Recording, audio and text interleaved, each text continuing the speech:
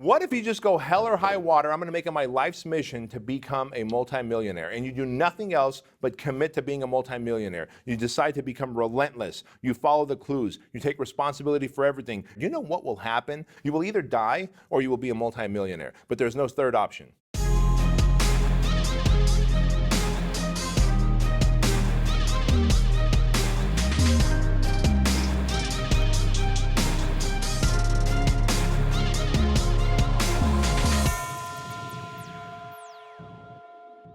Hey, you might think that making money is all about the hustle and grind, but today we want to challenge you to include empire thinking and leadership in your ability to increase your wealth. Hi, I'm Craig Ballantyne, and this is Bedros Keuilian, and we are here with another episode of the Empire Podcast Show. And B, today we're going to talk about habits of self-made millionaires. Yes, sir, and I don't know anyone more qualified than you and I. Yeah, because we came from nothing. We came from totally broke, dead broke. You came from communist Russia. And so listen, we are going to help everyone listening understand what it really takes in order to go from nothing to something, from zero to hero. And that's what it's all about. And then you build these habits so that you go from not just self-made millionaire, but also self-made multimillionaire and above and beyond. So listen, B, what do you believe in terms is like kind of a foundational habit that, or mindset that people who want to make money really need to have? Sure. Well, I believe there's three specific things that all self-made millionaires have. And this isn't to discount anyone who was passed down a business and was able to take that business and 5x, 10x it. It's not to discount them. But all self-made millionaires that I've connected with, and you and I know dozens and dozens upon, are one, extremely relentless. Relentless in the way they think, relentless in the way they operate. They have almost operate from this fire in the belly, chip on the shoulder, right? Mentality that they have. And there is no what if I fail. It's just, I'm going to make it. It's just a matter of when, or I'm going to die trying. So you've got to be that level of relentless. Number two, self-made millionaires have an amazing belief in themselves. I found this out very early when I'm talking, and immediately now I can talk to someone and tell you if they're going to end up making it or not because of the words they use, their vocabulary. Self-made millionaires have an amazing amount of self-belief and self-confidence. They know they're going to make it. They can see the vision before they got there. They're frustrated because they're not there. Because I remember feeling this and I thought I was crazy. I know what it's going to feel like when Fit Body Bootcamp is a global brand and we have all these locations worldwide. And I was angry about the fact that we only had 3 locations at the time, right? And all I wanted to do was get there because I could sense it, feel it, taste it. But self-made millionaires have this belief in themselves that most people don't, that they're going to make it. And the third... Well, actually, I'll just say one thing there. I was out on the date with this girl named Vanessa, and she was, I was telling her about my business, and she said, well, weren't you scared? And I was like, I never really thought of that. It was just like, I'm going to do this. It's not even an option for me to fail. I'm going to succeed one way or another. And when I first started coaching Isabel de los Rios, who runs Beyond Diet, as soon as I got on the phone, just like you said, you can tell immediately. I was like, oh yeah, there's nothing stopping this girl. She's going to run through a wall if that's what it takes to build her business. So that is a key element. Yeah. Third thing.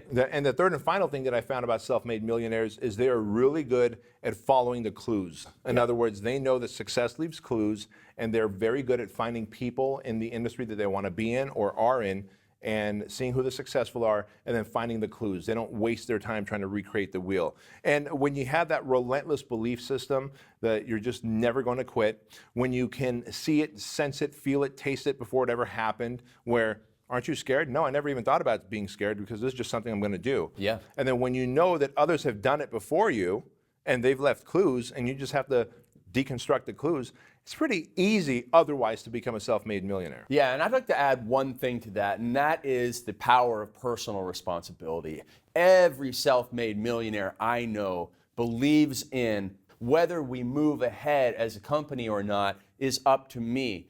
If we struggle, it's not somebody else's fault, it's my fault first. That self-made millionaires have believe in the opportunity to be the architect of their own life. And he would always tell these stories about how he'd be flying to Phoenix from somewhere, and he'd be talking to the person in the seat beside him, and the person would go, "Whoa, you live in Phoenix? Wow, that must be amazing. Oh, you have great weather and all this. And I live back in Ohio or Tupelo or something like that. And it's just not great there." And he would just sit there and he would fume because he'd be like, there's nothing that stops you from moving. You can do whatever you want, but most people are just so ingrained that they can't do this. They got all these boundaries, all these shackles. But the self-made millionaire says, there are no shackles on me. If it is to be, it's up to me. That's what they truly believe. Well said. That is extreme responsibility and ownership. And to that point, really, you see a lot of people operating like that little elephant at the circus. We've talked about this before, where when it's a little puppy elephant, they tie it up with a little tether,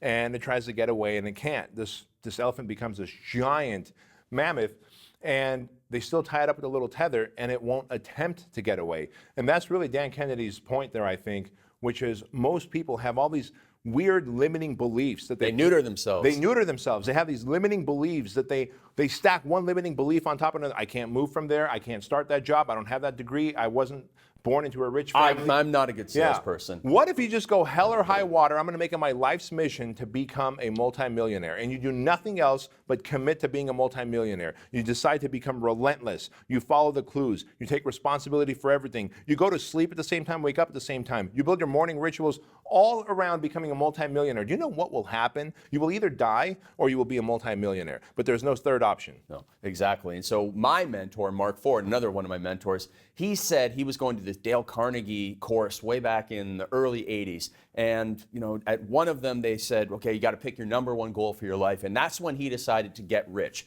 to make getting rich his number one goal. And he said, that's when everything changed. Because then he realized, oh, this extra work that I'm doing here in order to make something perfect at work, it wasn't making him rich. It was already 99% of the way there. Making it 100% wasn't going to make him richer. And so he decided, I'm only going to focus on things that make me rich. Making that decision, as you said, having that personal responsibility allowed him to build his wealth. So let's go back and ask you how you made your first million, because everybody listening is going, well, I understand these guys are rich, and I guess I heard they were broke, but I don't believe it. So tell us how you went from zero to hero with your first million. Sure. Well, it really wasn't overnight. It took 4 years to make my first million. 4 years. You're like that bamboo. Yes. Yeah, I'm just like that bamboo. You plant it, and then you wait. You water it for 4 years, and then it grows 30 feet in 30 days. It was like 30 feet in 30 days, yeah. And so for me, what happened was I had to understand that I'm in the service of delivering a solution to problems. And so at first I was trying to create a software, and then I was trying to create a billing service, believe it or not, for personal training gyms. I was trying to do things that were outside of my zone of genius because I knew, because my client had told me that he has a software company and he takes a little bit of money from a lot of people. Great, I'll create software. I didn't know anything about software. Not that unless you do, you won't be able to succeed, but I had no model to follow either. Right. And so I did a little personal inventory. I said, what am I good at? Well, I had 5 personal training gyms. They were really successful. They were so successful that I was able to get bought out. It's very rare for a small business owner to get bought out. Usually you either keep it and pass it along to a family member, or when you're ready to retire, you shut it down. Most small businesses just go out of business before they ever mean to.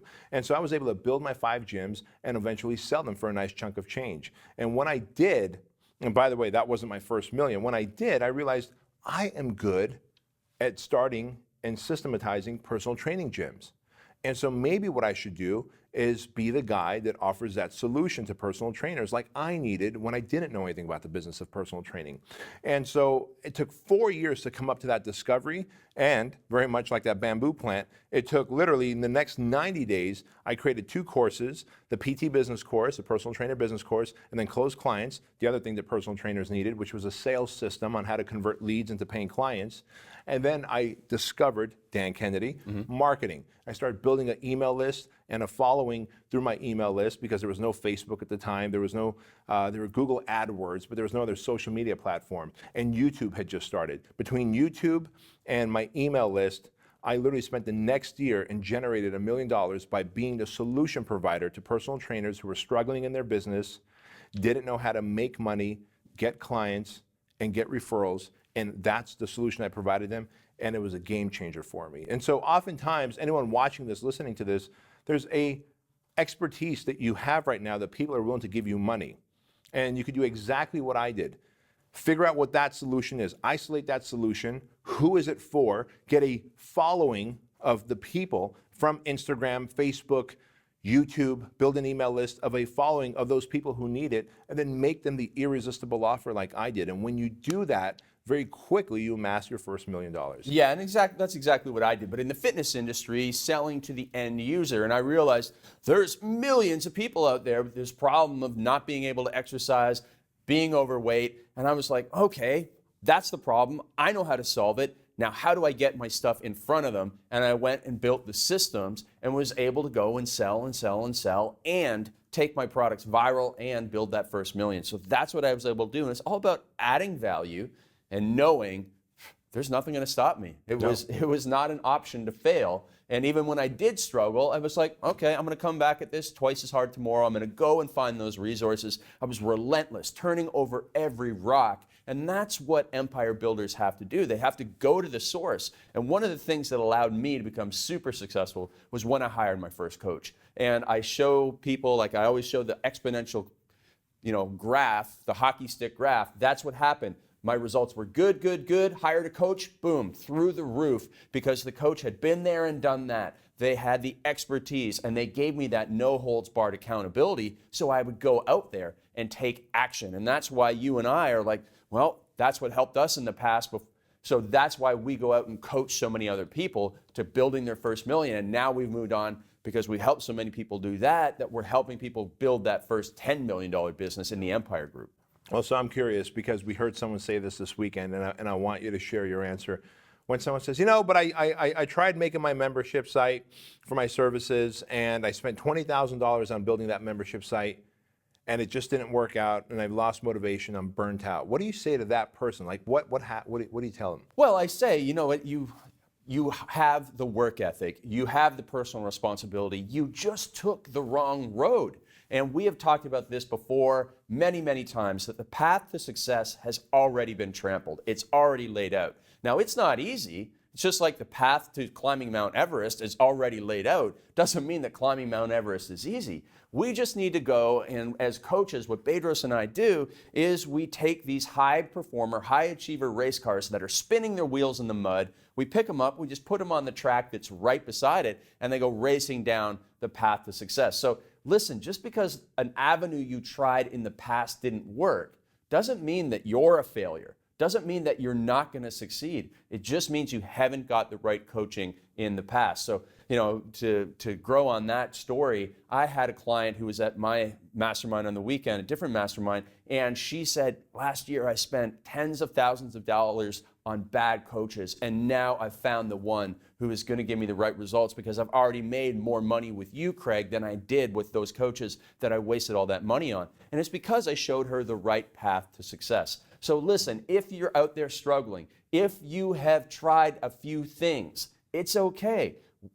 Both Bedros and I didn't make our money the first time we tried starting a business. In fact, we both struggled, but we didn't quit. And you won't either if you're going to be a self-made millionaire. Does that sound right? Very true, man. And that's really the secret, is to not quit, because if you relentlessly apply effort, you will make it. Yeah, but the thing is, a lot of people these days are really going down the wrong road. So this is a really great opportunity for another classic Bedros rant about how today so many people are chasing followers instead of adding value and making dollars, because they see on social media everybody's getting the likes and the dopamine hits from being popular on social media, and we get strayed from our path of building a real business, and we go, what can I go and get some likes about today? But that is just wasted energy, because you're not going to grow rich if all you're doing is chasing likes, right? Stop right there, because we have an issue with that. Instagram and Facebook, and now YouTube is trying to go towards that avenue as well, is trying to get us addicted to likes and comments and follows and all this stuff. Here's the reality of it. Listen, I want you to get all the likes in the world as possible, but you can't take likes, comments, and loves and followers to the bank. You can't. Now, you and I, comparatively, have the least amount of likes and followers and et cetera of thought leaders out there, right? But we monetize the shit out of our social media. That doesn't mean that we are not good to our social media followers. That doesn't mean that we don't add value, that we don't give content. But the way I look at it is every follower, every like is a lead to me. And if you can't think of it that way, then you are there just taking little dopamine hits, hoping to put up a post. And when you put up a post, how many likes can I get? How many comments can I get? And I know, I get it. It feels good. It feels good in that moment. It feels just like it feels when I'm on stage in front of 1,000 people and I say something magical and people stand up and clap. That's a dopamine hit. That's just 1,000 people giving me likes. That's fantastic. But you know what?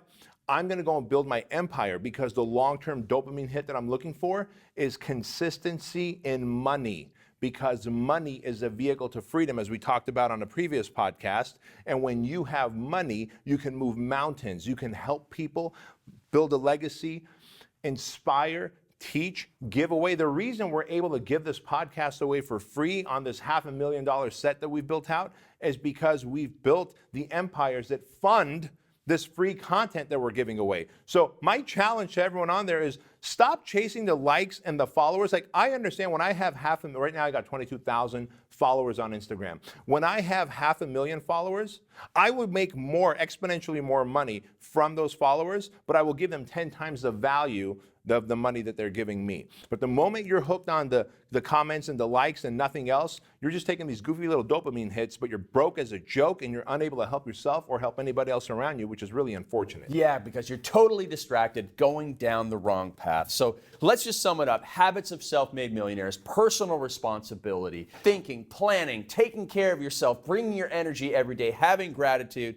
and being the best that you can so you can add more value to the world. Stay focused so that you build your empire, right? Yes, sir. All right. So listen, if you want to be a self-made millionaire like Bedros from Armenia and Craig from Canada, listen, you can do it. You can do it when you're persistent, when you have clarity of path and purpose, and you know what you want, and you know that nothing is going to stop you from getting it. So if you want more, listen to every single Empire podcast that we've ever put out at empirepodcast.com. And when you're ready to take it to the next level, make sure that you fill out an application that you'll find on empirepodcast.com. And we look forward to coaching you to the next level.